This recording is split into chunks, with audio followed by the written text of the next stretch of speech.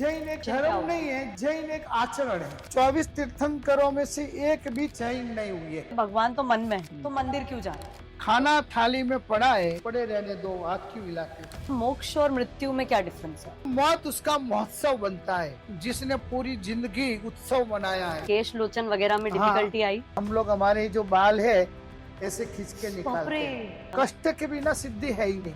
जैन लड़कियां काफी है, नॉन जैन लड़कों से शादी कर लेती है। सनातन हिंदू और जैन लोगों को टारगेट बनाए जा रहे हैं। प्रेम जाहिर रस्ता ऊपर थयो छे, ए वरघोड़ो एक दिवसे अदालते पहुंचवानो छे। तो मैंने 20 साल पहले सौगन ले ली, जहाँ तक एक अच्छी कॉलेज नहीं बना बन जाता। वहाँ तक किसी भी भक्त के घर पर कंकु के पगले नहीं करने। महामंत्र माना जाता है नौकार को, पर नौकार को ही क्यों?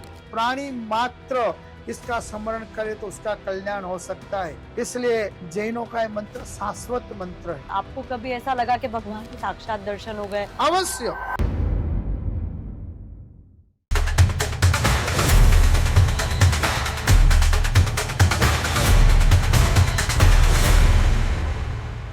Welcome to Multimuse Disha's channel. Today's episode is very proud and special to me.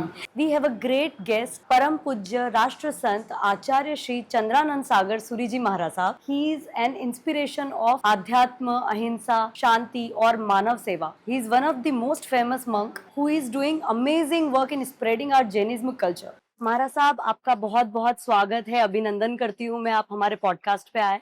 जय जिनेंद्र, जय गुरुदेव। खूब आशीर्वाद, धर्मलाभ। महाराज साहब, मैं आपसे आपके जीवन के बारे में कुछ जानना चाहूंगी, तो आप अपना थोड़ा सा एक परिचय देंगे तो काफी अच्छा रहेगा। हम जैन साधु कहे जाते हैं। बचपन में ही माता पिताओं के द्वारा और सदगुरुओं के द्वारा जीवन में अच्छे संस्कार प्राप्त हुए। संसारी माता पिता जो थे बहुत बड़े धार्मिक थे। अच्छा। और उनकी इच्छा थी कि दुनिया में अपना तो सब लोग करते हैं, खुद का लिए सब दौड़ते हैं, मगर हमारे परिवार से कोई एक व्यक्ति तो ऐसा होना चाहिए कि औरों के लिए, परोपकार के लिए सही और सुंदर रास्ता लोगों को प्रदर्शित करने के लिए आत्मा को परमात्मा से जोड़े। वो संस्कार हमें छोटी उम्र में, बचपन में ही मिले। और 9 साल की उम्र में ही मुझे सदगुरुदेव गच्छाधिपति आचार्य दर्शन सागर सुरीश्वर जी महाराज का संग मिला और उनके सानिध्य में मेरे माता पिता ने मेरे को रखा। 2 साल तक मेरे को पढ़ाई कराई, धार्मिक ज्ञान दिया और संस्कृति के प्रति आकर्षित किया। फिर हमारी भावना की अभिवृद्धि होती गई और हमने हमारी माता पिता की आज्ञा से ये जीवन समर्पित कर दिया, देश के लिए, दुनिया के लिए, जगत के प्राणी मात्र के कल्याण के लिए। हमारे जैन साधुओं को न गाड़ी का यूज होता है, न वाहन का यूज होता है, न हम लोग होटल में जाते हैं, न कोई व्यसन करते हैं। पूरी जिंदगी पर्यंत जैन साधु पद यात्रा के द्वारा देश दुनिया, गांव गांव, नगर नगर और ढाणी ढाणी पद यात्रा करते हैं। अच्छा। सूर्य अस्त होने के बाद जल यानी पानी पीना भी हमारे लिए वर्जित होता है। अरे बाप रे। इसलिए हम शाम को सूर्य अस्त के आधे घंटे पहले जल का भी त्याग कर देते हैं। सुबह सूर्य उदय के 1 घंटे 1.5 घंटे के बाद ही हमको जल या पानी चलता है। उसके अलावा पूरी रात में कितनी भी प्यास लग जाए, सीरियस भी हो जाए, मर भी जाए, तो भी हम दवाई या पानी, जल कुछ नहीं लेते। ऐसा संसार के कोई भी साधन, सामग्री, संपत्ति से बिल्कुल रिश्ता नहीं। जमीन पर हमारा कोई खेत नहीं, बैंक में हमारा कोई खाता नहीं और हमारा ना कोई बंगला के ना कोई आश्रम होता है। बस जहाँ जहाँ पर जैन मंदिर होते हैं, धर्मशालाएं होती है या सनातन धर्म के कोई शुद्ध पवित्र स्थान होते हैं, वहाँ पर हम लोग रुकते हैं। तो महाराज साहब, एक क्वेश्चन पूछना चाहूंगी, आपने कौन सी उम्र में दीक्षा ली थी? मैंने 10 साल की उम्र में दीक्षा लिया है। तो इतनी छोटी उम्र में क्या आपको पहले से इन कठिनाइयों के बारे में पता था, जो ये अपना मुझे 8 साल का था तब से गुरुदेव के सानिध्य में रहा। अच्छा। 2 साल तक हमको प्रैक्टिस कराई गई। रात को 24 यानी पानी पीना नहीं, खाना नहीं और सब त्याग करना, पद यात्रा करना, 1.5-2 साल तक हम संसारीपना में, बचपन में बच्चे थे तब से ये प्रैक्टिस हम सीखते रहे। हाँ। और जब हमारी परिपक्वता हुई, गुरु को लगा के नहीं सहन कर पा रहा है और माता पिताओं को भी लगा के नहीं हमारा बच्चा नाम रोशन करेगा, बाद में मेरी 10 साल की उम्र में दीक्षा हुई है। अच्छा, तो आप जब दीक्षा हुई उसके बाद पद यात्रा तो आपको था ही, बट केश लोचन वगैरह में डिफिकल्टी आई? केश लुंचन भी हम लोग दीक्षा लेने के पहले प्रैक्टिस करते हैं थोड़ी थोड़ी। अच्छा, हाँ, थोड़ी प्रैक्टिस करके। कैसे, घर पे ही? घर पे महाराज साहब के साथ में, महाराज साहब गुरुदेव के के साथ में। हाँ। तो उस समय से लेकर आज दिन तक हम लोग हमारे जो बाल है ऐसे खींच के बाप निकालते रे, हैं। ये सब पूरे साल में 2 बार कोई भी बाल ऐसे हम खींच के निकालते हैं। महाराज साहब तकलीफ नहीं होती आपको, दर्द नहीं देखो, होता? कष्ट के बिना सिद्धि है ही नहीं। व्यक्ति संसार के अंदर भी व्यवहार करने, व्यापार करने, धंधा करने के लिए कितना पुरुषार्थ करता है, घर छोड़ता है, सही। देश छोड़ता है और अपनी भाषा भी छोड़ता है और कहाँ जाके कष्ट सहन करता है। उसमें कामयाब होवे कि नहीं होवे उसका कोई भरोसा नहीं है। सर्विस पक्की टिके के नहीं टिके उसका भी कोई बीमा नहीं है। सही बात। धंधा में, ऑफिस में वो कमाएगा कि नहीं कमाएगा उसका कोई फिक्स नहीं है। मगर ये धर्म में यदि व्यक्ति तह दिल से पुरुषार्थ करता है तो देव गुरु की कृपा अवश्य बरसती है। जब हम हमारे यह लौकिक सुख के लिए कष्ट सहन करते हैं, दुख सहन करते हैं, तो यदि अपनी आत्मा का दर्शन करना है, दुनिया का भला करना है, परोपकार के काम करने हैं, तो उसके लिए लोगों कष्ट को सहन भला करना है तो सहन करना ही पड़ेगा। और यदि यहाँ आने के बाद सन्यास में भी यदि सुख चाहिए, सुविधा चाहिए, मर्सिडीज चाहिए, प्लेन चाहिए, तो फिर वो कष्ट तो सन्यास लेना का ही पड़ता है। सही बात है। हमारा जैन सन्यास यानी सब साधन सामग्री का त्याग, और हजाम की भी हमें गरज नहीं है। जब बाल बड़े हो जाते हैं तो भाद्रवा सुदी चौथ के पहले यानी गणेश चतुर्थी के पहले हम हमारे बाल भी खींच के निकालते हैं, एक बार, घंटा 1.5 घंटा लगता है, सब निकालते हैं। अभी इस दिन आ रहे हैं नजदीक, हाँ। सब निकाल देंगे। बाप। जैन साधु अवस्था यानी सुवर्ण परीक्षा है। जो व्यक्ति ढीला, पोचा, व्यसनी या मौज मजा की सोच वाला होगा वो जैन साधु अवस्था में वो 10 दिन भी नहीं टिकेगा। बाप रे। तो महाराज साहब, आप जैन और नॉन जैन दोनों तरह की ऑडियंस है, हमारे व्यूअर्स है, तो आप उनको क्या बताना चाहते हैं? जैनिज्म में एक लाइन में डेफिनेशन क्या धर्म नहीं है, जैन एक आचरण है। अच्छा। क्योंकि जैनों के 24 तीर्थंकर हुए हैं। 24 तीर्थंकरों में से एक भी तीर्थंकर जैन नहीं हुए।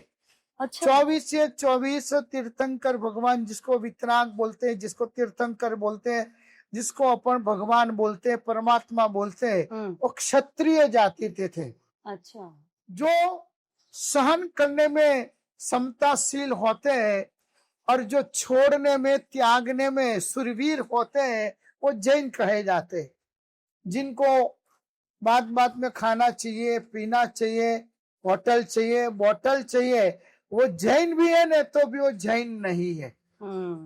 जो त्याग कर सकते हैं, जो शक्ति या संपत्ति मिली है उसका समर्पण कर सकते हैं, जो अपने मन के ऊपर, अपने जीवन के ऊपर ब्रेक लगा सकते हैं और परोपकार के, पुण्य के, राष्ट्र सेवा के काम में आगे बढ़ सकते हैं, वो कोई भी जाति से, कोई भी धर्म से व्यक्ति जैन भगवान ने बताई हुई बातों का आचरण कर सकता है।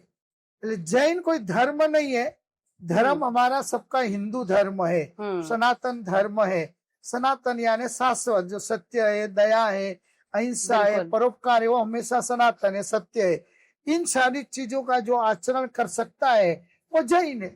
जन यानी जनता, पब्लिक। और जन के ऊपर 2 मात्रा लगती है, विनय की और विवेक की। जिसमें विनय है, जिसमें विवेक है, वो व्यक्ति जैन है। खाली जैन परिवार में जन्म लेने से कोई जैन नहीं बन जाता है। सही बात। किसी भी परिवार में जन्म लेने वाला व्यक्ति यदि सद्बुद्धि वाला है, सद्क्रिया वाला है और अच्छे आचरण वाला है तो जैन है। 24 तीर्थंकर में से एक भी तीर्थंकर जैन नहीं, क्षत्रिय है। 24 तीर्थंकरों के जितने प्रथम गणधर यानी प्रथम शिष्य हुए हैं, उनके जो गणधर बोले जाते, शिष्य बोले जाते, वो सारे पुरोहित ब्राह्मण जाति से हुए हैं। अच्छा। हाँ, तो ऐसे तो देखा जाओ तो जैन धर्म क्षत्रियों का धर्म है, क्षत्रिय का धर्म हो गया। शूरवीरों का हाँ, धर्म है, बिल्कुल दृढ़ मनोबल वाले लोगों का धर्म है, जो सत्य, दया, अहिंसा, त्याग, वैराग्य की भावना में मजबूत रह सकते हैं, उसका परिपालन कर सकते हैं और खुद को मिली हुई संपत्ति, सत्ता, समय का सच्चा जो सदुपयोग कर सकते हैं वो जैन है। बिल्कुल, बहुत ही अच्छा आपने डेफिनेशन दिया महाराज साहब। तो आपको जैसे राष्ट्र संत की उपाधि मिली है, आपके प्रवचन भी काफी इफेक्टिव रहते हैं, तो मैं आपसे जानना चाहूंगी धर्म और कर्म में आप सबसे ज्यादा प्रायोरिटी किसको देना चाहेंगे? इम्पोर्टेंस किसकी होती देखो, है? अपने जो भी कर्म है या आचरण है अथवा अपन जो कर रहे हैं वो सारे कर्म है। बहुत सारे लोगों के कर्म ऐसे होते हैं कि दिखाने का अलग होता है, करने का अलग होता है। बिल्कुल तो बिल्कुल। धर्म जिससे जुड़ा हुआ होगा, आचरण शुद्ध होगा, आचरण शुद्ध होगा, विचार शुद्ध होगा, विचार शुद्ध अच्छे होंगे तो आचरण भी अच्छा होगा। इसलिए धर्म की बड़ी आवश्यकता है। जिस व्यक्ति में धर्म नहीं है, यानी संस्कार नहीं है, यानी सदाचार नहीं है, यानी कोई नियम नहीं है, वो व्यक्ति कर्म भी करेगा नहीं तो दूषित कर्म करेगा। सुंदर अच्छा परोपकार का कर्म होना बड़ा मुश्किल होगा। क्यों? कि वो स्वार्थी होगा। हाँ, धर्म बिना का व्यक्ति स्वार्थी होगा। जो कुछ भी करेगा, जहाँ कहीं भी जाएगा, वो सोचेगा मेरा क्या। और जहाँ मेरा ममत्व आया है, मोह आया है, वहाँ सबका वहाँ धर्म नहीं होता है।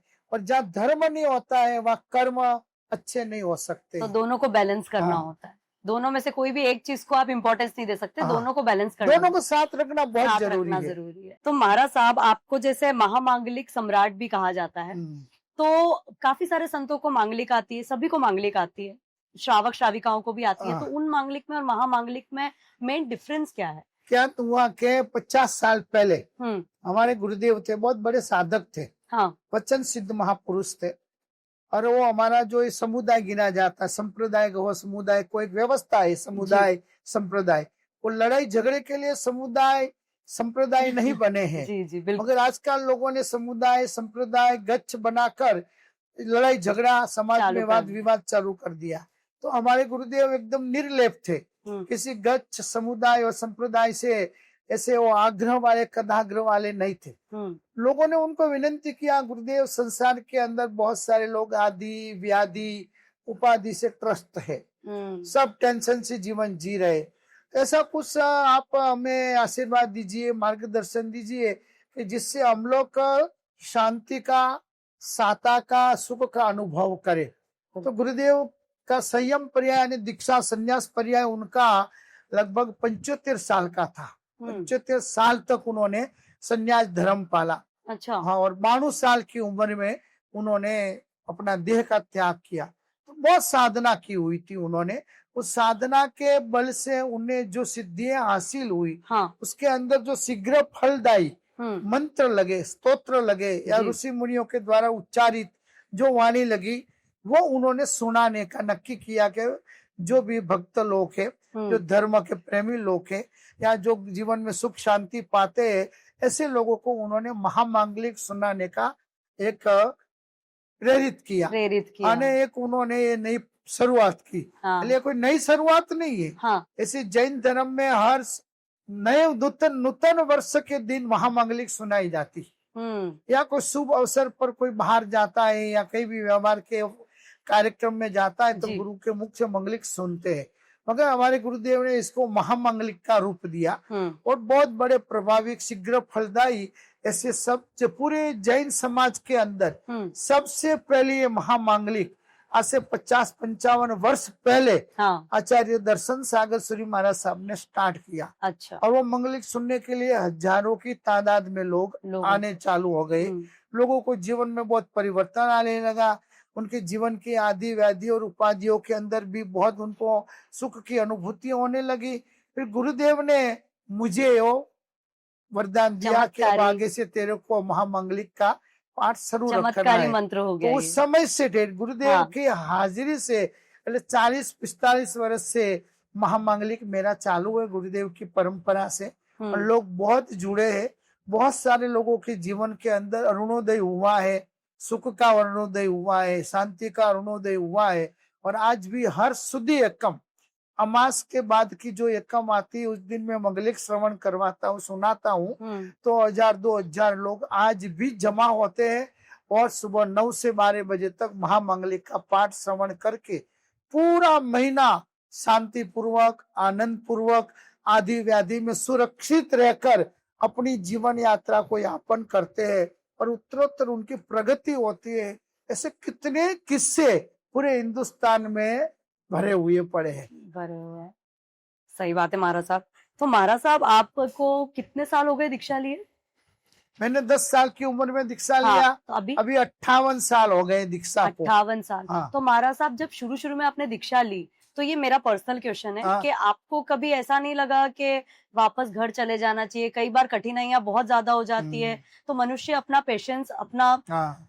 सब्र जो होता है वो खो देता है। हाँ। तो वैसा कुछ कभी ऐसा महसूस हुआ आपको? जो अस्थिर होते हैं, हाँ जिनका ध्यान बेध्यान हो जाता है, हाँ जिनका लगनी और लगा परमात्मा से, गुरु से या ज्ञान से भटक जाता है, उनको ये स्वाभाविक होना स्वाभाविक है। हाँ, मगर मेरा तो बचपन से ही गुरु का सानिध्य मिला बिल्कुल। और गुरु भी हमें ऐसे प्रेमाल वात्सल्य दाता मिले थे कि कभी हमको न मम्मी की याद आई, न पापा की याद आई, हाँ, न घर की, न परिवार की, कोई याद कभी भी नहीं आई। और यही लगता था कि समय कम पड़ रहा है, समय कम पड़ रहा है। तो गुरुदेव का वात्सल्य से 7-8 साल तक तो मैंने वर्षित तप किए। अरे बाप रे बाप। मैंने 108 अट्ठम यानी 3 उपवास हाँ, और खाना, 3 उपवास और खाना, बाप रे। ऐसे 108 अट्ठम भी किए मैंने। बहुत सारी तपस्याओं में मन लग गया, पूरी दिन पढ़ाई में मन लग गया, गुरु सेवा में मन लग गया। आज दिन तक कभी ये लग रहा है कि दिन बहुत कम पड़ रहे हैं। वो समाज का वो काम करना है, मानव कल्याण का काम करना है, गौशाला का काम करना है, एजुकेशन। मैंने अभी बम्बई महानगर के अंदर हाँ। में बहुत ज्यादा वर्षों से अभी जी विचरण कर रहा हूँ। जी। तो मैं देख रहा हूँ समाज के लोगों को, मध्यम परिवार के लोगों को, कि उनको कॉलेजों में वगैरह में एडमिशन मिलने में, प्राप्त करने में बहुत बड़ी तकलीफें होती। तो मैंने 20 साल पहले सौगंध ले ली। मैं वही पूछने वाली थी, मैंने वही पढ़ा आपके बारे में। इसलिए मैंने प्रतिज्ञा ले ली कि हम तो चलो स्कूल नहीं गए, क्यों? हाँ, कि हमें तो ये दूसरी स्कूल का ज्ञान लेना था। बिल्कुल बिल्कुल परोपकार, पुण्य और परमार्थ की स्कूल में हम एंट्री हो गए। बिल्कुल। मगर जो संसार में बैठे हैं, जिनको व्यवहार चलाना है, व्यापार चलाना है, परिवार चलाना है, गृहस्थी चलाना है, ऐसे बहुत सारे लोग तकलीफों में हैं। वो देखकर मैंने सौगंध लिया कि जहां तक एक अच्छी कॉलेज, अच्छा शिक्षण का कोई बड़ा कॉम्प्लेक्स नहीं बना वहां तक किसी भी भक्त के घर पर कंकु के पगले नहीं करने। मगर अभी तक क्यों नहीं बन पाया? हमारी समाज में जो अलर्टता चाहिए एजुकेशन के लिए अभी तक नहीं दिखाई पड़ रही। बातें बहुत करते हैं। हाँ। साधु संतों की क्रिटिसाइज करना हो तो अरे भाई हम थोड़े मंदिर बनाते। सही बात है। बनाने वाले लोग मंदिर बनाते, जो संसार में जुड़े हुए वो लोग बनाएंगे। हाँ, अब उसकी प्रतिष्ठा कराने हमको बुलाते हैं।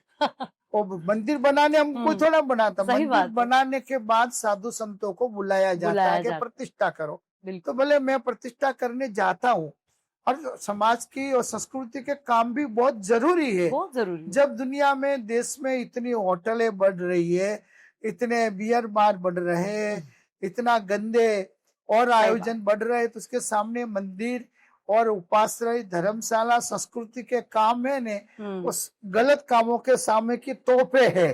तोपे रेडी नहीं होगी तो गलत संस्कार तो दुनिया में आ रहे। मगर मेरी जरूर भावना है अच्छे लेवल की कॉलेज बने, जिसके अंदर समाज के जो नबड़े लोग हैं, मतलब निर्बल लोग हैं, जिनको डोनेशन की शक्ति नहीं है, जो पैसे दे नहीं सकते, ऐसे लोगों को अच्छा अपन शिक्षण देवे और उनको अपन जोड़ सके, वो मेरा लक्ष्य हमेशा कर बना रहे, आगे चालू है। बढ़िया, बहुत ही बढ़िया महाराज साहब, क्योंकि ये सोच सबकी नहीं होती है। आपने बहुत कठोर संकल्प लिया है और मैं आशा करती हूँ ये जल्दी ही संकल्प आपका पूरा हो और आप घरों पे जाकर के कंकु पगलियां वापस चालू करें। मंदिर बनाने के लिए साल में 50 भगत आते हैं। हाँ। पर सामने से अभी तक स्कूल बनाना है, कॉलेज बनाना है, मैं आगेवानी लेता हूँ या हम 5 मित्र मिलकर आपके साथ है, ऐसा माइका लाल कोई नहीं आता है। बात करने वाले 1000 आते हाँ। हमको सलाह देने के लिए कि गुरुजी अभी आप कॉलेज का काम करिए, स्कूल का काम करिए। बातों से नहीं होता है, काम करने के लिए प्रतिज्ञा होती है, समय देना पड़ता है। तो मैं इस आपके माध्यम से सबको बिल्कुल मैं संदेश देना चाहता हूँ कि जिनको भी एजुकेशन में रस है, शिक्षा में रस है, वो अवश्य मुझे आके मिले। मिले मैं मेरा समय दूंगा, मेरी वाणी दूंगा और समाज पूरा को मैं गाइडेंस। प्रेरित करूंगा जरूर। बिल्कुल बिल्कुल। मारा साहब एक चीज मुझे ये बोलनी थी, जैसे अभी जैन लड़कियां काफी है जो नॉन जैन लड़कों से शादी कर लेती है और फिर उसके बाद उनके काफी डिवोर्सेस हो रहे हैं, काफी चीजें ऐसी दिखने में आ रही है। फिर लोग लव जिहाद भी बहुत चला रहे हैं। तो इसके बारे में आपका क्या ओपिनियन है, आप क्या बोलना चाहते हैं? आजकल क्या है, अंधा अनुकरण बहुत चल रहा है। बाह्य प्रदर्शनों में लोग मुग्ध बन जाते हैं। सामने वाला व्यक्ति कौन है, उसका लाइफ क्या है, उसका जीवन क्या है, उसका फैमिली पिक्चर क्या है, कोई आजकल तपास नहीं करते हैं। बस एक बार आकर्षण हो गया, एक बार मुलाकात हो गई, बड़े बड़े प्रलोभन बता दिए, बड़े बड़े सपने बता दिए, फिर वो आजकल के बच्चे बच्चे एक दूसरे को कोई पहचान नहीं होने के बाद एक दूसरे के कुटुंब परिवार जाति उनके प्रकृति खान पीन किसी का कुछ भी नॉलेज नहीं होने के बाद अंधे होकर उसमें कूद पड़ते हैं। सही बात है। और फिर वो संस्कार अलग होते हैं, संस्कृति अलग होती है, तो लंबा उनका चलता नहीं है। इसलिए अपने पूर्वजों की यह परंपरा थी कि सामने वाले के परिवार को देखा जाता था, उनके धर्म को देखा जाता था, उनके नेचर को देखा जाता था, उनका खाना पीना क्या है वो भी देखा जाता था।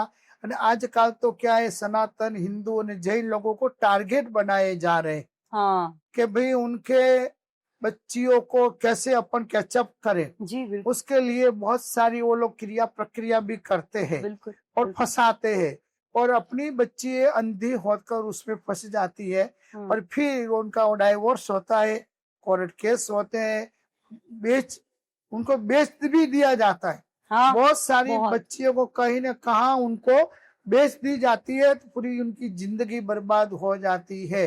इसलिए संस्कार और संस्कृति के लिए हर व्यक्ति को मजबूत रहना बहुत जरूरी है। विधर्मियों से जितना कम कांटेक्ट होगा, जितना कम रिलेशन होगा, उतनी उनकी जिंदगी सुरक्षित रहेगी।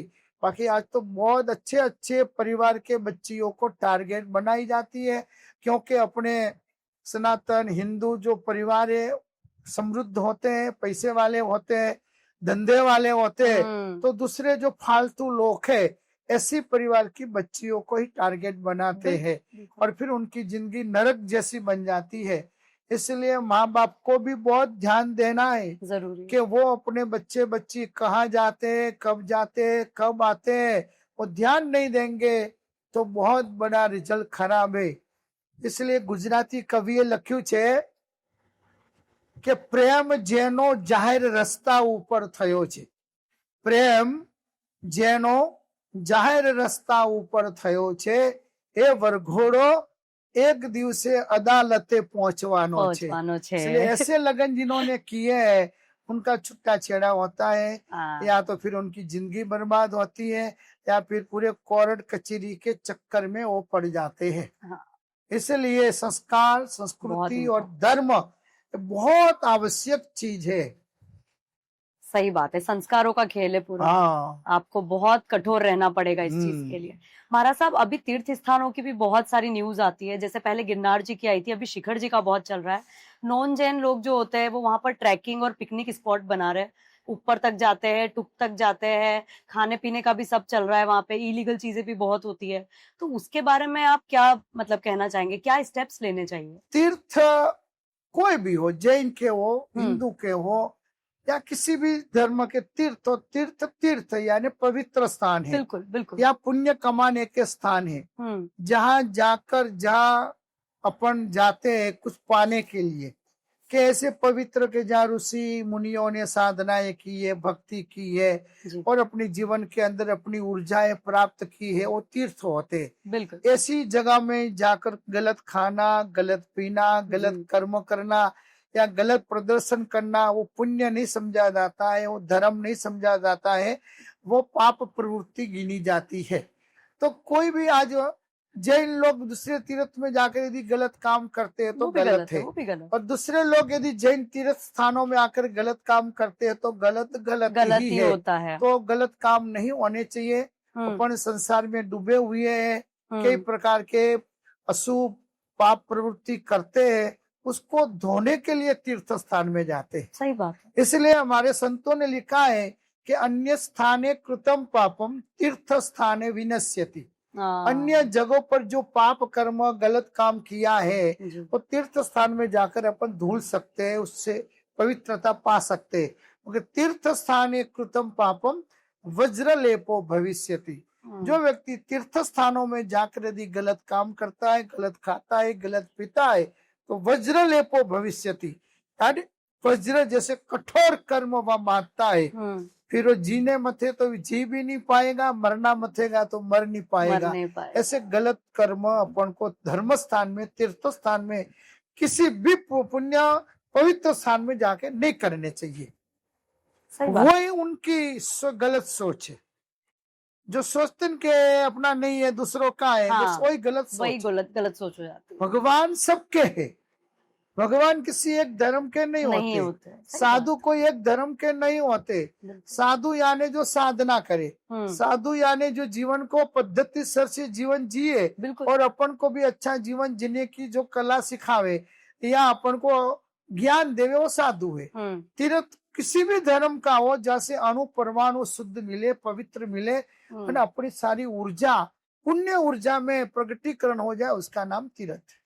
बहुत ही बढ़िया महाराज साहब। महाराज साहब, अभी जैसे अपने जैन बिजनेसमैन काफी है जो इकोनॉमी में भी बहुत अच्छे लेवल पे कंट्रीब्यूट करते हैं, जीडीपी भी काफी हाई रहता है, तो एज ए यूथ और यूथ को ऐसा क्या करना चाहिए जिससे कि हम इकोनॉमी में ज्यादा से ज्यादा पर कैपिटा इनकम में ज्यादा से ज्यादा कंट्रीब्यूट कर सके, हमारी इकोनॉमी को और इम्प्रूव कर सके, इंडियन इकोनॉमी को? लगभग जैन समाज के जितने भी व्यापारी है, समझदार, बुद्धिशाली या धर्म पुण्य को जो समझे हुए हैं जी, वो अपना पुरुषार्थ गजब का करते हैं। बिल्कुल। वो पुरुषार्थ करते करते व्यसनों से दूर रहते हैं, जो समझदार है वो। और उनका लक्ष्य यही होता है कि हमारा देश भी आगे बढ़े, हमारे राष्ट्र की उन्नति और विकास होवे और हमारा भी होवे। देखो संसार में बैठे हुए हैं तो वो कोई साधु नहीं है कि सब परोपकार के लिए करते रहे। इसलिए जैन उद्योगपति जिस गांव में है, जिस सिटी में है, जिस एरिया में है, वो पूरे एरिया का चमन बनता है। आज तक आप जहाँ भी देखोगे, जितनी भी हॉस्पिटल है, जितने भी अनाथालय है, जितने भी वृद्धाश्रम है, सबसे ज्यादा डोनेशन, सबसे ज्यादा सेवा के काम या उपकरण जैन समाज सेवा मिलते होंगे। मैंने थोड़ी स्टडी की थी कि 18 से 19 हजार गौशालाएं पूरे इंडिया में चलती है। कितनी? 18 से 19 हजार अच्छा गौशालाएं चलती है।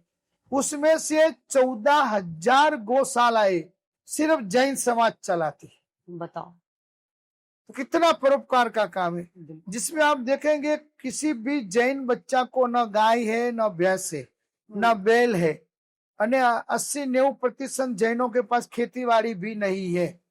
उसके बावजूद भी इतना पशुधन की रक्षा, इतनी हमारी जीव दया की जो गति है, जो सारी दुनिया की प्रगति को चैलेंज देती है। तो ये जो जैनों के पास समृद्धि है और समृद्धि भी है, जिसका सदुपयोग, सच्चा उपयोग जैन समाज कर रहा है। और क्योंकि उनको सदगुरुओं का सानिध्य है। जैनों के जो गुरु है वो हमेशा परोपकार के काम, पुण्य के काम, गौ सेवा के काम, हॉस्पिटल निर्माणों के काम, स्कूल कॉलेज निर्माणों के काम हम लोग डेली हमारे प्रवचनों में, हमारी दैनिक प्रवृत्तियों के अंदर हम प्रेरित करते हैं कि आप जो भी पा रहे हो अपनी पुण्याई से पा रहे हो। तो ये पुण्याई कोई खाने की चीज नहीं है, ये पुण्याई बोने की चीज है। इसको बोते रहो कि आपका पुण्य बढ़ता जाएगा, bank balance maintain, bank balance बढ़ता जाएगा। तो आज मंदिरों के काम देखोगे तो टॉप में टॉप मंदिर जैनों के मिलेंगे। अन्य जगह पर भी आप देखो तो जैनों ने बनाए, हनुमान जी के मंदिर कई जगह बनाए, महादेव जी के मंदिर कई जगह बनाए और भैरव जी के मंदिर कई जगह बनाए। तो जैन समाज को एक जाति, एक धर्म में रची पच्ची समाज नहीं है, जैन समाज पूरे विश्व को, पूरे मानव मात्र की जात को साथ में लेके चलती है। हमारे आबू और देलवाड़ा के जो मंदिर बने हैं, जी। वस्तुपाल और तेजपाल ने बनाए। हाँ, वस्तुपाल जी तेजपाल। तो वहां पर आदिश्वर भगवान का मंदिर बनाने के साथ साथ और वस्तुपाल तेजपाल ने महादेव जी का जो होता है पोठिया, तो सोने का बनाया है। अच्छा। आबू देलवाड़ा में उसको हाँ, नंदी बोला जाता है। नंदी, अच्छा। हाँ। तो आपको हर इतिहास में मिलेगा कि जैन समाज सिर्फ खुद का नहीं करती है, परोपकार का काम करती है। तो हमारा साहब जैसे जीव दया की बात निकली है, तो मैं आपको पूछना चाह रही थी कि हम लोग जल को भी जब पीते हैं तो उसको भी बॉईल करके पीते हैं, तो बॉईल करने में भी जीव जाते हैं। फिर उसके अलावा मंदिरों में पक्षाल होते हैं, बड़ी बड़ी जहाँ मूर्तियां हैं, प्रतिमाएं हैं, वहां पर करोड़ों के कलशों में अभिषेक होता है, पक्षाल होता है। तो वो भी कहीं ना कहीं जीव का वो हो रहा है, मतलब उनको हर्ट हो रहा है जीवों को, या कैसे, क्या आप क्या कहना चाहोगे इस पे? देखो, इसलिए कहावत पड़ी है हाँ, कि जल पीवो छान कर, हाँ, गुरु करो जान कर। हाँ, बरोबर। हाँ, क्यों? कि जानकारी कहाँ से मिलेगी? गुरुओं से। गुरुओं से मिलेगी। और पानी क्यों छान के पीना है?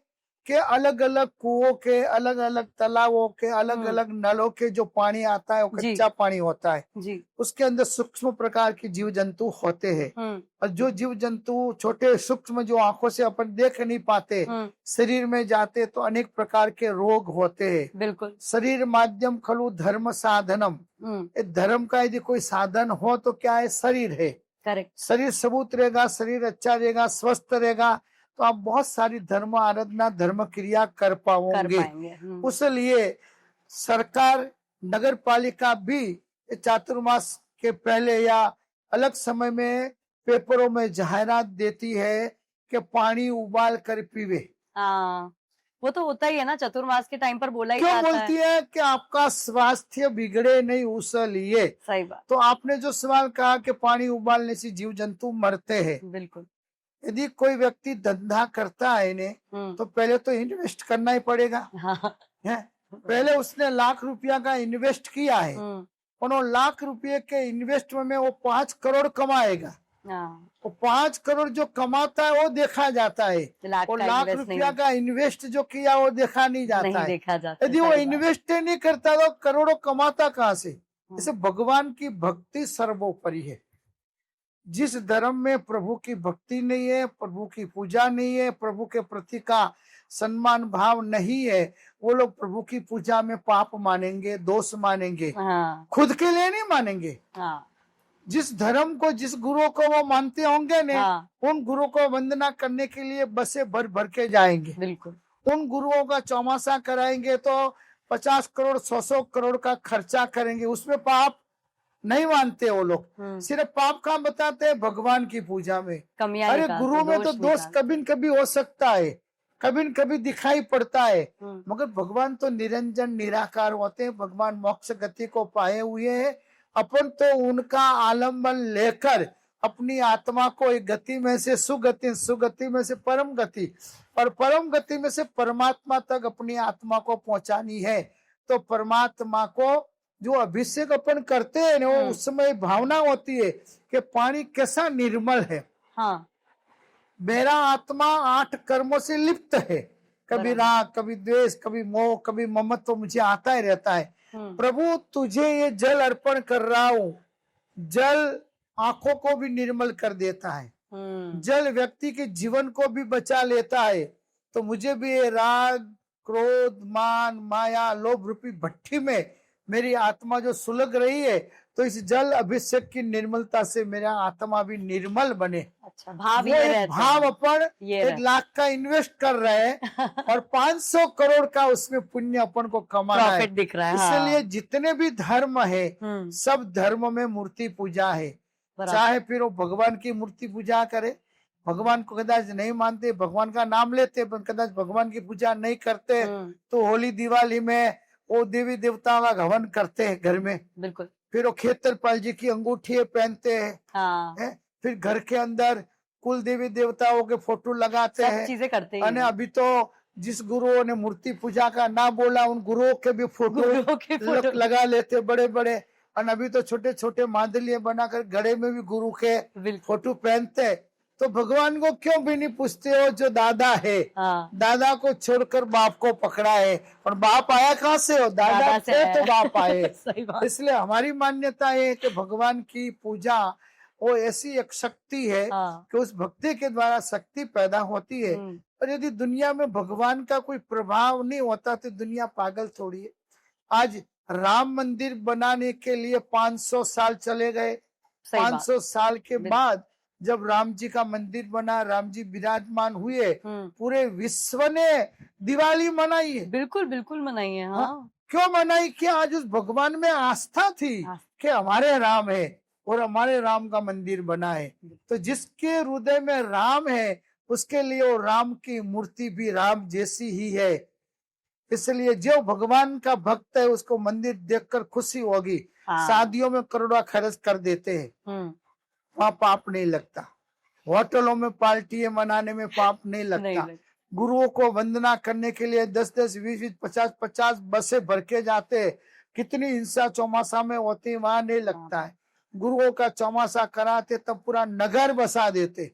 उन नगर बसाने में 100 करोड़ का खर्च कर देते। अरे वही 100 करोड़ रुपया कोई अच्छी कॉलेज बना देवे। सही बात। कोई अच्छी हॉस्पिटल बना देवे, कोई अच्छा मध्यम स्थिति के जो अपने भाई है उनके लिए कोई आवास बना देवे, तो कितना पुण्य मिले। बिल्कुल। और 4 महीने के बाद तो 200-500 जो घर बनाए हुए होते वो वापिस तोड़ देना है।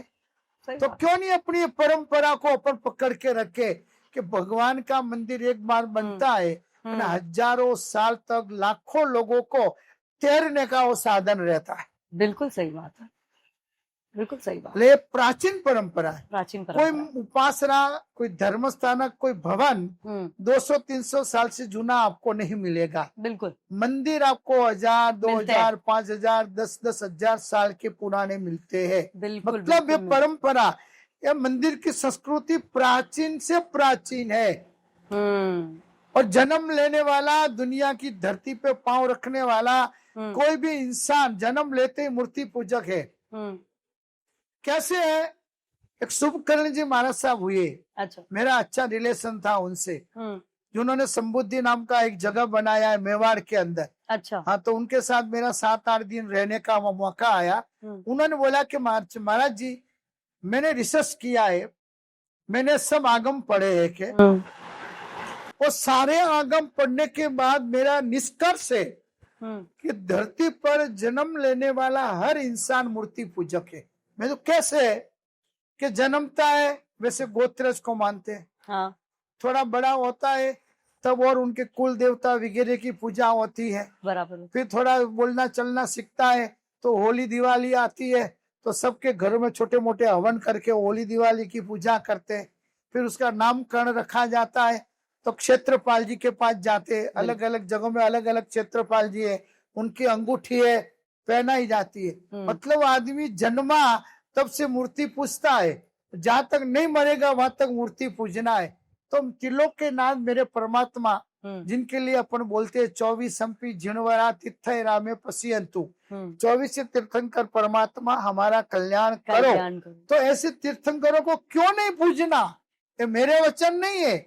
शुभकर्ण जी महाराज साहब जो तेरापंथ समाज के बहुत प्रबुद्ध विद्वान संत हुए, उन्होंने मुझे बताया कि जन्म लेने वाला इंसान जन्मते ही मूर्ति पूजक है। अब जो पूजा करेगा वो तो मूर्ति पूजक ही हुआ, मूर्ति पूजा करेगा। बिल्कुल बिल्कुल।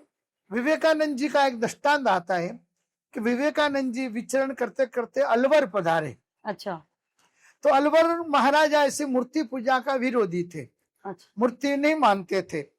तो विवेकानंद, स्वामी विवेकानंद जी के भक्त थे। उनके महल में उनको बुलाया, आमंत्रण किया, बैठे, पूजा किया, भक्ति किया। फिर बोला कि स्वामी जी सब चीज मुझे अच्छी लगती है, मूर्ति पूजा मुझे अच्छी नहीं लगती है। अच्छा। तो हाँ भाई, क्या हुआ? कि क्या पूजना, मूर्ति में क्या होता है? बोलती है नहीं बोलती, वो कुछ देती है नहीं देती, पत्थर में भगवान क्यों ढूंढे? हाँ, पत्थर में भगवान क्यों ढूंढे?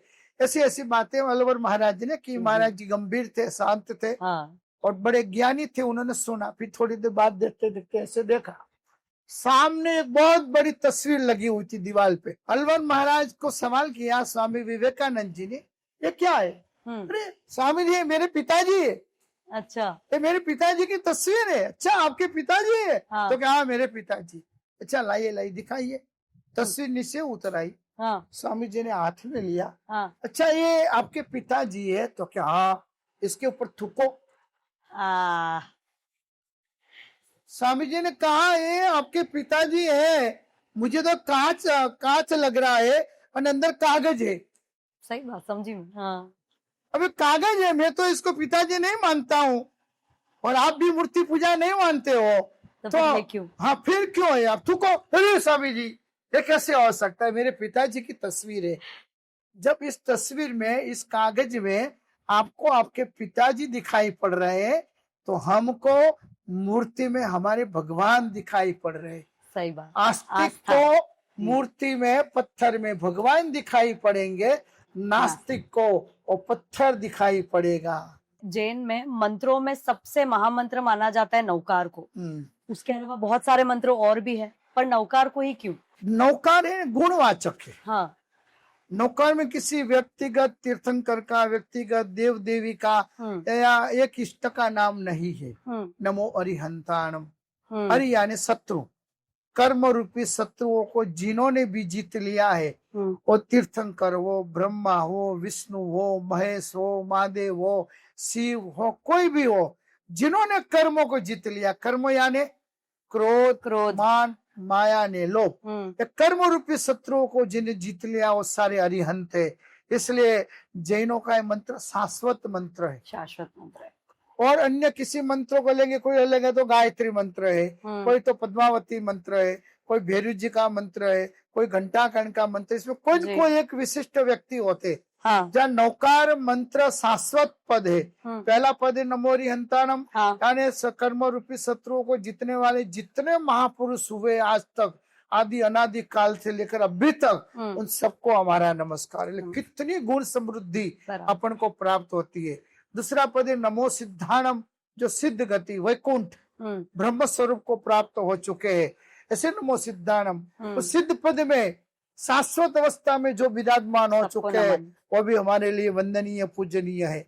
नमो आचार्याणम। हजारों लाखों करोड़ों आचार्य है, मगर जो आचार संपन्न है, जिनका आचार विचार, बोलना चलना, खाना पीना सुंदर है, जिनसे हमें कुछ नई शिक्षाएं मिलती है, नई प्रेरणाएं मिलती है, ऐसे जितने भी, जो इसमें जैन नहीं लिखा, मम भी नहीं लिखा, मम आता तो मेरा हो जाता, मेरे आचार्य नहीं। नमो आचार्याणम, ऐसे जो भी आचार्य है, पंचाचार का पालन करने वाले, पंच समिति को जो कंट्रोल करने वाले, 5 इंद्रियों को जो जीतने वाले, वो सारे गुण बताए आचार्यों के। इन गुणों से युक्त किसी भी धर्म के आचार्य क्यों ना हो, वो हमारे लिए वंदनीय, पूजनीय है। इसलिए हम लोग डेली ओम नमो आचार्याणम, ओम नमो उज्जायाणम, उपाध्याय, पाठक, ज्ञानी, जो पढ़ाने वाले, जो शास्त्रों के ज्ञाता है, जो संस्कृति के ज्ञाता है, ऐसे जो भी उपाध्याय, उन सबको हमारा नमस्कार है। नमो लोये सब्ब साहुणम, लोक के अंदर सब्ब साहुणम, जितने भी साधु है। देखो, एक जैन, मेरे दृष्टि से, भले मैं जैन हूँ इसलिए जैनों का प्रशंसा नहीं कर रहा हूँ, मगर कहीं पर भी ऐसा मंत्र नहीं मिलेगा कि समस्त नमो लोये सब्ब साहुणम, समस्त दुनिया में, विश्व में रहे हुए हर साधु को नमस्कार। कोई धर्म नहीं करता है। तो जैन धर्म, उनके मूल मंत्र, शाश्वत मंत्र में सभी साधुओं को नमस्कार है, जो साधना करते हैं, जो आराधना करते हैं, जो भक्ति करते हैं, जो व्यसनों से मुक्त है, जो गलत रास्तों से कभी भी उनका अटैचमेंट भी नहीं है, ऐसे सब साधुओं को नमस्कार है। नमो लोये सब्ब साहुणम, सभी साधु संतों को। यदि ये नहीं लिखा होता तो राग द्वेष हो जाता। सही बात। मेरे साधु को नमस्कार, हमारे साधु को नमस्कार, हमारे गुरु हुए, तुम्हारे गुरु, आज क्या चल रहा है? सही बात। बस यही तो दुनिया में तूफान राग द्वेष चल रहा है। नमो लोये सब्ब साहुणम। और आगे कितना बड़ा प्रभाव बता दिया, ऐसो पंच नमुकारो, इन 5 को किया हुआ नमस्कार। ऐसो पंच नमुकारो, सब पाप प्रणाशनो, सभी पाप कर्मों को तोड़ सकता है। मंगलानम च सब्बेसिम, और सभी मंगलों में श्रेष्ठ मंगल है ये। हाँ, पडमम हवै मंगलम, प्रथम मंगल है, श्रेष्ठ मंगल है। ऐसे हमारे अरिहंतों को, सिद्धों को, आचार्यों को, उपाध्यायों को और नमस्कार। साधुओं को हमारा नमस्कार है। इसमें न संप्रदाय आया, न समुदाय कुछ आया, नहीं न आया। गच्छ आया, न जाति आई। प्राणी मात्र इसका स्मरण करे तो उसका कल्याण हो सकता है, उसका भला हो सकता है, वो विकास और उन्नति के मार्ग के ऊपर गजब का चढ़ सकता है। क्योंकि इसमें दुनिया के टोटल धर्मों को अंदर समाविष्ट कर दिया। जितने सिद्ध है, जितने बुद्ध है, जितने प्राज्ञ है और जितने महात्यागी है, सब नौकार में आ जाते हैं। सब नौका में। हाँ।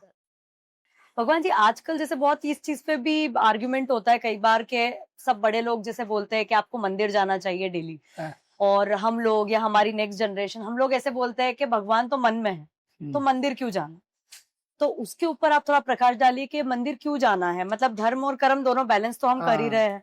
खाना थाली में पड़ा है, हाँ, रसगुल्ला है, गुलाब जामुन है, बहुत अच्छी अच्छी 5 पकवान पड़ा हुआ है, बस पड़े रहने दो, हाथ क्यों हिलाते हो? खाने के यदि लिए। शरीर में शक्ति चाहिए है, हाँ, यदि तृप्त करना है अपने जी। उदर को, तो जैसे हाथ हिलाकर खाना लेना जरूरी है, वैसे अपने जीवन में 24 घंटा अपने व्यवहार में है, व्यापार में है, वृत्ति में है, प्रवृत्ति में है, क्या मालूम कितने कितने अशुभ विचारों की आवरणाएं अपने दिमाग में आ जाती है। आज पहने हुए कपड़े है, कल सुबह उठते ही अपन निकाल कर साबुन में धोते हैं या हाँ। मशीन में डालते हैं, क्योंकि साफ हो जाए। साफ हो जाए। तो इस दिमाग को, इस शरीर को भी साफ करने की कोई फैक्ट्री हो तो भगवान है। अच्छा, वैसे उनके दर्शन से हम्म, अपन को शांति और साता मिलती है। मंदिर में ऊर्जाएं, इतनी गजब की ऊर्जाएं होती है कि वहां पर जाकर 5 मिनट आप बैठेंगे या भगवान का स्मरण करेंगे। रामायण में भी लिखा है कि अंत में निकला यह परिणाम, राम से बड़ा राम का नाम। अंत में जब आप बड़ी हॉस्पिटल में जाओ, लंदन चले जाओ और कोई भी बड़े बड़े डॉक्टरों के पास चले जाओ, वो सब इलाज करेंगे। छेले जब उनके हाथ में कुछ आता नहीं है, हाँ, रोग का कोई समाधान नहीं होता, तो वो क्या बोलते हैं? अब आपको भगवान बचा सकता है, सही बात है। अब आप भगवान के ऊपर भरोसा रखिए। तब छेले एंड में पर जब अपन को भगवान पे भरोसा करना है, तो क्यों नहीं पहले से उनसे रिलेशन बनावे। यदि रिलेशन होगा तो कोई एंट्री देगा। यदि आपने जिंदगी में उनसे रिलेशन बनाया नहीं, स्मरण किया नहीं, पूजा किया नहीं, भक्ति किया नहीं, पूरे दिन एक ही जाप किया है, किसी का गिरे न हमें मिले, पूरी दुनिया का हम खा जाए मगर हमारा कोई खाए उसका तो सत्यानाश हो जाए, जब ऐसा ही जिंदगी जिया है तो भगवान थोड़ा अपने साथ देने वाला है। भगवान कृपालु है, आप पहुंचो। देव के दरबार में और गुरु के दरबार में पहुंचना है, मांगना नहीं है। तो डेली जो भगवान के दरबार में पहुंचता है उसके ऊपर परम कृपालु परमात्मा की दिव्य कृपा बरसती रहती है। बहुत ही बढ़िया।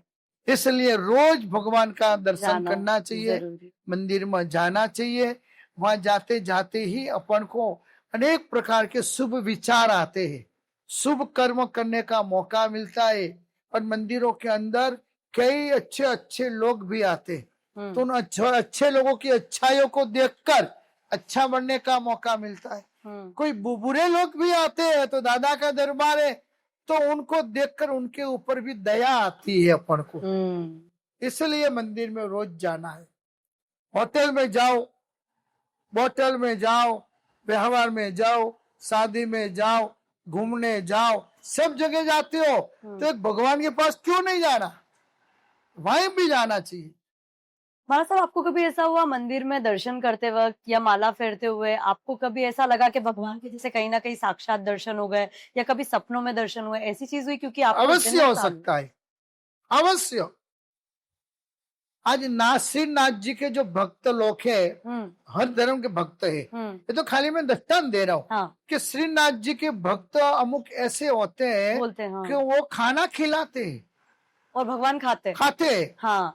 ऐसे दृष्टांत सुनने देखने को अनुभव करने को मिलते हैं। आपकी लाइफ में ऐसा कुछ ऐसे अनुभव भी आया? हर धर्म में, हाँ। खाली श्रीनाथ जी नहीं, हाँ हर धर्म के अंदर परमात्मा का साक्षात्कार होता ही है। हाँ बस अपनी योग्यता चाहिए। रिजर्व बैंक में अब जो करोड़ों रुपये पड़े हुए हैं, किसको मिलेगा? जिसका बैंक बैलेंस मजबूत होगा उसको उसमें से रुपये घर बैठे मिलेंगे। सही बात। खाली एक कागज के ऊपर आंकड़ा भर के नीचे सही करके भेजेगा चेक, सीधे रुपये मिलते। कब मिलते हैं? उसने जमा किए हैं। तो ऐसे रोज भक्ति करते करते करते करते भगवान की कृपा, भगवान की ऊर्जा, इष्ट देव की ऊर्जा ऐसी इकट्ठी करनी है कि जब अपना नीचे धरती ऊपर आकाश हो, कोई अपना ना होने, तब वो इष्ट देव अपनी सहाय के लिए आते। आज लोग शंखेश्वर जी महातीर्थ में हजारों की संख्या में पूनम भरते। हाँ। और कैसे 2-2 दिन पहले जाकर लोग लाइन में बैठते। बिल्कुल। हाँ। तब उनको पूनम के दिन सुबह, दोपहर या शाम या रात को नंबर लगता है दर्शन करने का। ऐसे महुड़ी में हर दिवाली की रात को लाख लाख पब्लिक घंटा कंडी महावीर के दर्शन करने आती। वैसे नाकोड़ा जी राजस्थान में जो भैरू जी का चमत्कार है कि लाखों की संख्या में लोग नाकोड़ा जी तीर्थ में आते हैं और लाखों रुपये, बोरिये भर भर के रुपये भैरू जी को वहां अर्पण करते हैं। ऐसा बोलते हैं ना, दिवाली के टाइम पे पालीताना में भी वो ध्वजा एक बार हिलती है। पालीताना कभी में नहीं, पर सुना लोगों है ने कितने रोज के 5,000 10,000 लोग रोज के पालीताना में आते, रोज के 10,000 लोग। और 12 मास में रोज के 500-700 साधु संत वहां आते हैं, यात्रा करते हैं, भक्ति करते हैं, ऊर्जा लेके वापस आगे निकलते हैं, दूसरे 500 आते हैं। तो ऐसे ऐसे पवित्र तीर्थ है कि जहाँ की ऊर्जाएं आज भी साक्षात देखने को मिलती है। और जो महापुरुष है, जो भगवान के सच्चे भक्त है, उनको उसकी अनुभूति होती है। महाराज साहब, मोक्ष और मृत्यु में क्या डिफरेंस है? मृत्यु विसर्जन है एक काया का। अच्छा। और एक काया जब मिली तब अपन जो भी साधना, आराधना, परोपकार, पुण्य करते हैं, अनछल्ले जाते समय आयुष्य जाना तो फिक्स है। हाँ। कोई भी व्यक्ति शाश्वत नहीं है। आज नहीं तो कल हमारे धर्म के शास्त्रों में लिखा है कि तिन्नी जड़ा अनुलग्गा रोगो जरा मचुआ।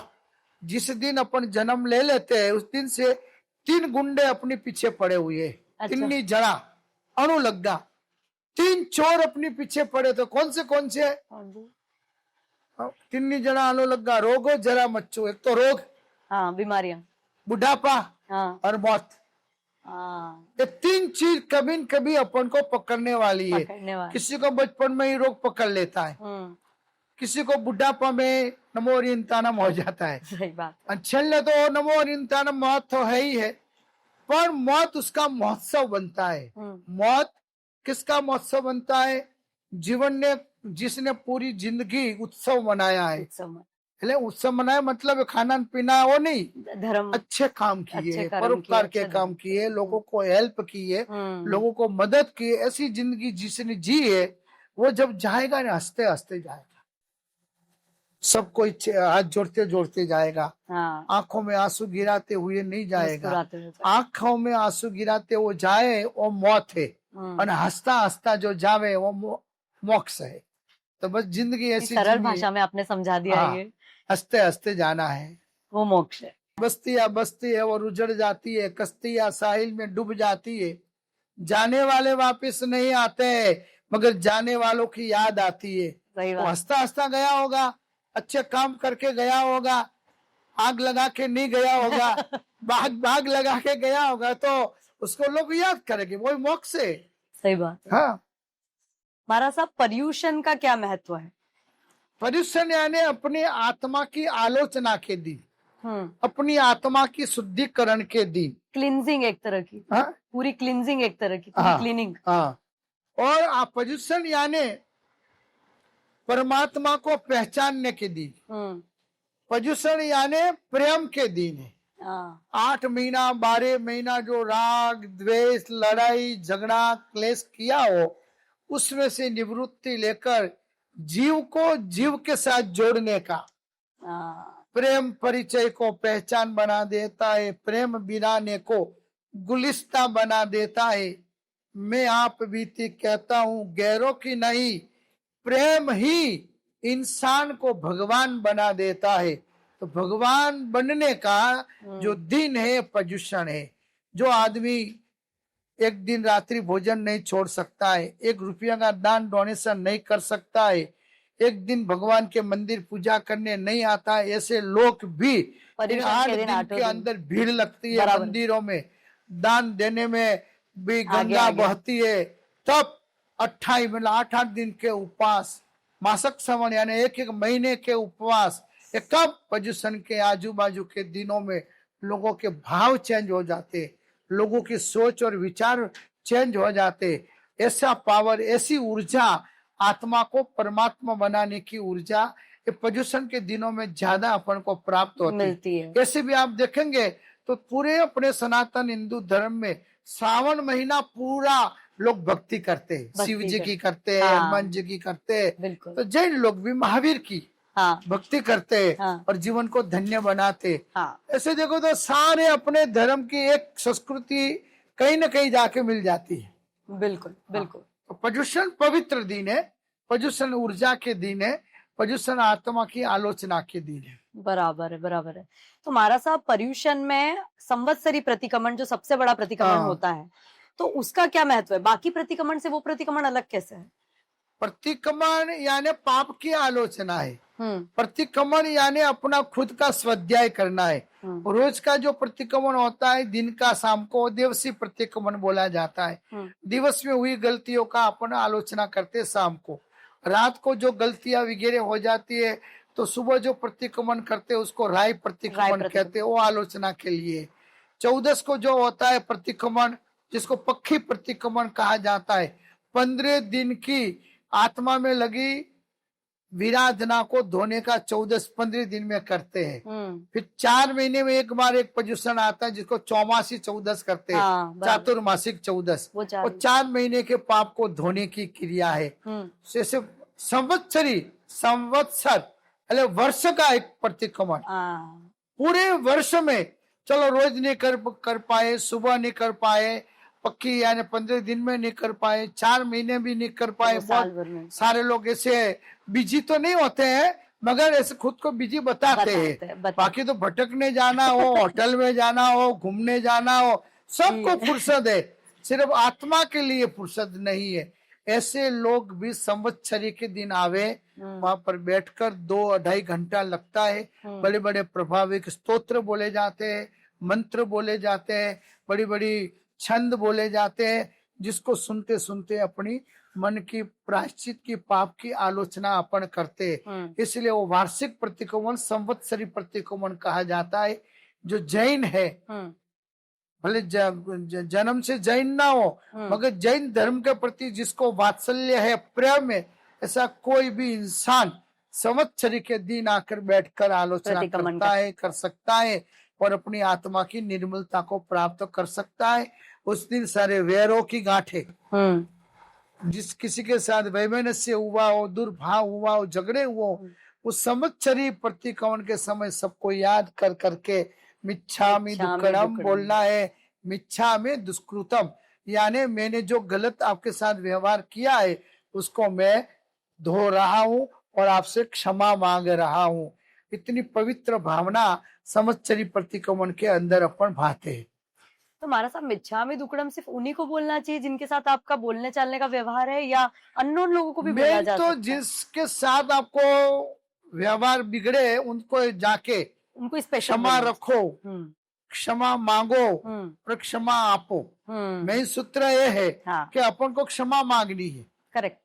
और अपने पास कोई क्षमा मांगने आया है तो क्षमा उनको देनी है। और कदाच कोई नहीं कर रहा है तो भी क्षमा रखनी है। ये मूल भाव ये है। मगर अभी एक परंपरा हो गई, मिच्छामि दुक्कडम, मिच्छामि दुक्कडम सभी को कर लेते हैं, जिनको नहीं जानते उनको भी कर लेते हैं। बुराई नहीं है उसमें। अच्छा ही है, चलते चलते धक्का भी लग गया तो भी कर सकते हैं। कर सकते वो समझ के कर लो। सही बात है। तो महाराज साहब, पर्युषण आने वाले हैं, उसके पहले आप कोई नियम देना चाहते हैं सभी श्रावक श्राविका को, सभी लोगों को, आज की पीढ़ी को? नियम क्या है? इच्छा से कोई व्रत लिया जाता है, भावना से भक्ति की जाती है। हम प्रेरणा दे सकते हैं कि संसार के अंदर गुमाया हुआ धन वापिस अपन जुटा सकते, चला गया हुआ स्वास्थ्य पथ्यकारी आहार दवा योगा के द्वारा वापिस प्राप्त कर सकते हैं। मगर एक चीज ऐसी है, हेम कोटि अपि न लभ्यत क्षण आयु मानुषम, करोड़ सोना मोर देने में आवे तो भी अपना बीता हुआ समय वापिस नहीं लौटता है। तो मानव जिंदगी का अपन को जो समय मिला है, जो क्षणें मिली है, जो दिन मिले, उसको पवित्र तब ही अपन बना सकते हैं कि कोई न कोई व्रत रखे, कोई न कोई नियम रखे। कुछ नहीं तो रोज अपने बुढ़े माँ बाप के पास 15 मिनट बैठने का, कैसे हो, आपको कुछ काम है वो पूछने का, बस। और आगे बढ़ना है तो अपनी नीचे जो भी मेहनत कर रहे, मजदूरी कर रहे, सर्विस कर रहे, उनको भी कैसे भाई कोई काम काज हो तो मुझे बोलना, ये भी अपन नियम ले सकते। कुछ नहीं तो मैं दिन में मेरी 100 रुपये की कमाई है, उसमें से मैं 5 रुपया भी परोपकार के लिए निकालूंगा। और भी नियम लेना तो ले सकते हैं कि मैं रोज 10 आइटम खाता हूँ, 2 आइटम को मैं त्याग करूंगा और बाकी की आइटम 2 आइटम में और किसी को दूंगा या और किसी को सहाय करूंगा। ऐसे छोटे मोटे नियम लेते लेते लेते आदमी आगे बढ़ता है और आगे बढ़कर महान नियमों को व्यक्ति पालन कर सकता है। तो नियम वो मनुष्य जीवन की महानता है। जो मन का मजबूत होता है, जो मन का निर्मल होता है, जो मन का पक्का होता है, वही व्यक्ति नियम प्रतिज्ञा ले सकता है। जो कायर होता है वो कभी पचखान या नियम नहीं कर सकता है। नहीं कर सकता। तो अपन सबको नियम लेने चाहिए।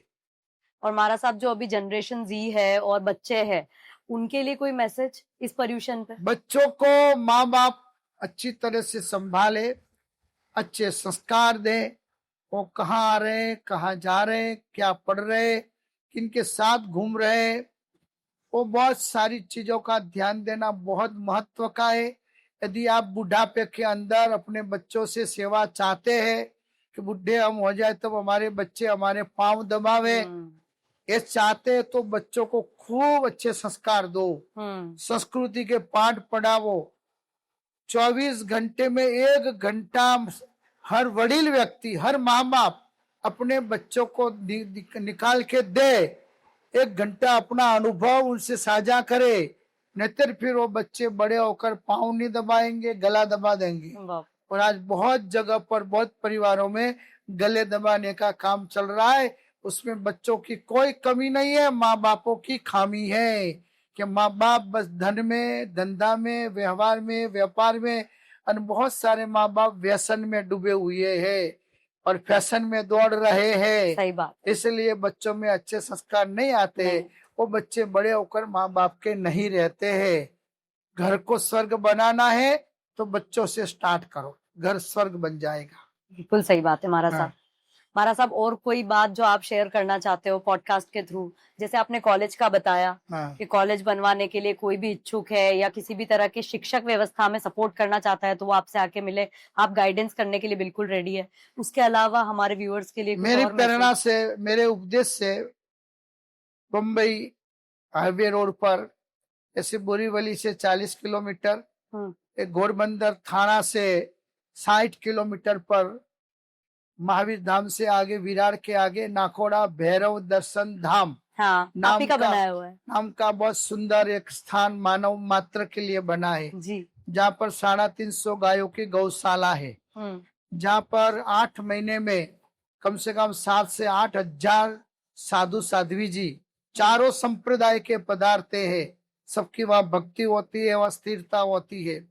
और वहाँ पर अनाथ बच्चों के लिए साल भर के अंदर, अनाथ जिनके माँ बाप नहीं है, अथवा जिन माँ बापों ने अपना पाप छिपाने के लिए बच्चों को छोड़ दिए, फेंक दिए, ऐसे बच्चों का एक अनाथाश्रम हमारी प्रेरणा से वहाँ नाकोड़ा धाम में साल भर में खुलने जा रहा है। अरे वाह। और संस्कृति और संस्कार के लिए अच्छी विद्यापीठ, जहाँ पर रेसिडेंसी के साथ पर 500 से 1000 बालकों के लिए हम लोग वहाँ स्कूल खोलने जा रहे हैं कि जहाँ पर बच्चों को खाना फ्री, रहना फ्री, पढ़ाई फ्री, अच्छे तरह के उनको संस्कार दिए जाएंगे, संस्कृति के पाठ पढ़ाए जाएंगे और सारी हमारी वहां पर क्रियाएं चालू है।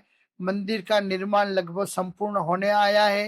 आने जाने वाले यात्रिकों को और प्रवासियों को लिए 80 ब्लॉक की सेंट्रल एसी धर्मशाला उपलब्ध है। वहां पर 27,000 स्क्वायर फुट की सेंट्रल एसी भोजनशाला भी उपलब्ध है। वहां पर सारी सुविधाएं हैं। आप लोग माथेरान, महाबलेश्वर, फॉरेन, दुबई घूमने जाते हो, वहां पर वेस्ट रुपये खर्च करते हो, उसके बदले ऐसे तीर्थों में जाइए। ऐसे तीर्थों में आने से, रहने से, जाने से संस्कृति याद आएगी क्या हमारे पूर्वजों ने ऐसे ऐसे तीर्थ बनाए और वर्तमान में भी हमारे जैसे कि पुण्यशाली लोग यहाँ पर दान डोनेशन देकर गौशालाएं चला रहे, अनाथाश्रम चला रहे, स्कूल चला रहे, गुरुकुल चला रहे, मिनी पालीताना का भी निर्माण वहां पर हुआ है।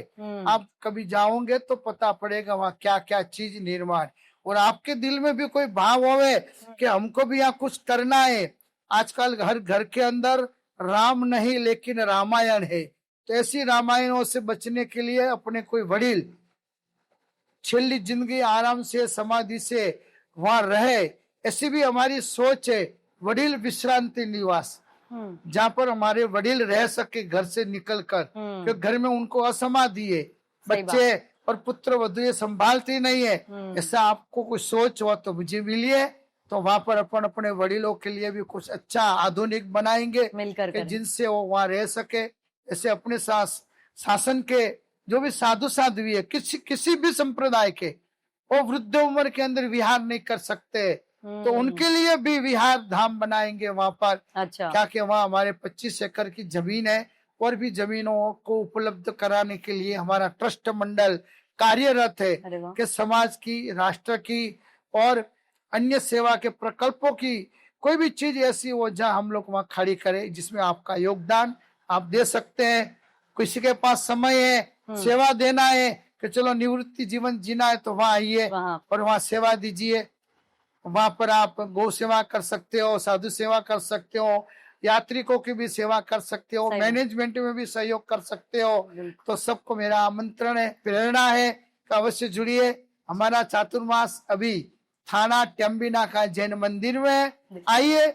जिनको शक्ति का, समय का, सत्ता का और संपत्ति का सदुपयोग करना है, हर चीज के लिए हमारे पास साधन उपलब्ध है। बस आपकी साधना उसमें आप लगाइए और सिद्ध बनिए आप। यही मेरा मंगल, प्रेरणा और यही मेरा संदेश है। बहुत अच्छा महाराज साहब, मैं अंत में आपसे विनती करना चाहूंगी, अगर आप मांगलिक दीजिए। नमो ओरियंताणम, नमो सिद्धानम, नमो आर्यानम, नमो उज्जायानम, नमो लोये सबस्सावणम सुपंचानम मुक्कारो सब पापप्रणाशनो मंगलानंच सव्यसिम परमं हवै मंगलम। ओम ह्रीं नमो भगवते पार्श्वनाथाय, ह्रीं धर्मेन्द्र पद्मावती सहिताय, अट्टे मट्टे क्षुद्र विघट्टे, ओम नमो दुष्ट विघट्टे, दुष्टान स्तंभय स्तंभय, क्षुद्रान दुष्टान द्रावय द्रावय, चूरय चूरय, मनोवांछितं पूरय पूरय स्वाहा। ओम ह्रीं बम बटुकाय, आपदुद्धरणाय, श्रीनाकोड़ा भैरव देवाय नमः। ओम पद्मावती पद्मनेत्रे पद्मासने, लक्ष्मीदायिनी वांछा पूर्णी, रुद्धिम सिद्धिम जयम जयम जयम कुरु कुरु स्वाहा। सर्व मंगल मंगल्ये शिवे सर्वार्थ साधिके, शरणम त्र्यंबके गौरी नारायणी नमस्तुते। अंगूठे अमृत वसे लब्धि धन भंडार, श्री गुरु गौतम समरिये, वांछित फलदातार, वांछित फलदातार। सर्व मंगल मंगल्यम सर्व कल्याण कारणम, प्रधानम सर्व धर्मानम, जैनम जयति शासनम। धर्मला खूब आशीर्वाद, प्रसार और प्रचार लोगों को अच्छी जगह पर लेके जाता है। बिल्कुल बिल्कुल महाराज साहब, मैं इच्छा में दुकड़म कुछ बोलने चालने में आया हूँ।